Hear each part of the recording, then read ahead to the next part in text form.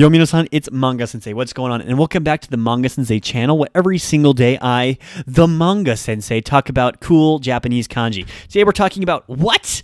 Like literally, we're talking about what? Sorry, I left my own jokes and my wife makes fun of me. With that though, let's talk about this awesome kanji, because this kanji has a lot of stuff going on. As we've been talking about kanji up till now, I've been mentioning that kanji in and of themselves tell a story. Each kanji has different parts that help you memorize what it means and how it was formed. And this kanji is one of the perfect examples of what I've been talking about. And so we're going to dive deep into that today and talk about all the different things going on. But first, let's talk about how you read it. The on reading in this case is ka. And once in a while, you will see this. However, more common are the kun readings, which is nan, nani, and do. You may have heard a Japanese anime where someone's like, Nani? Nani mono da? And all of those fun things. Nani is what, as you can see above you on the screen. With that, though, let's talk about the etymologies before we get too bored with these readings, okay? So this etymology has a lot of stuff going on, like 4 different parts going on. So let's talk about each one at a time. So the first one I want you to notice here is on this left-hand side in the blue circle. That means a person, like the kanji we talked about 2 days ago. So if you don't know what the person kanji is, make sure to check out that video, as I'll have it linked down in the description. But this here is a person, and on top is the number 1.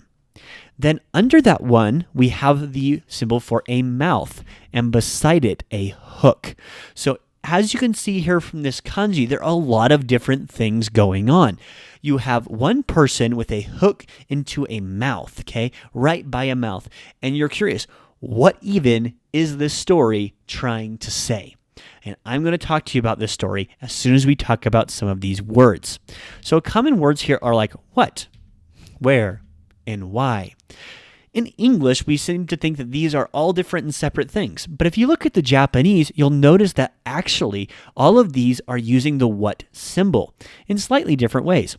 What being in of itself, what, but the next one, doko, uses the do reading, followed by a place. So what place is literally where, and nande, or why, is literally what reason, or what by the means of what is what that de symbol stands for in this particular situation.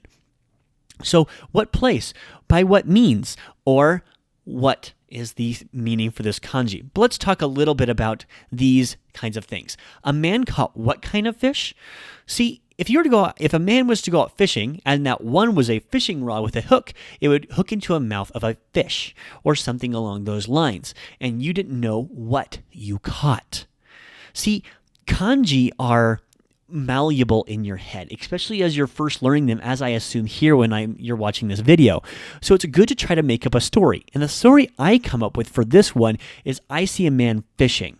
I see a man with a one rod, and he catches something's mouth, and he doesn't know what it is, but he hopes it's not a tire or something.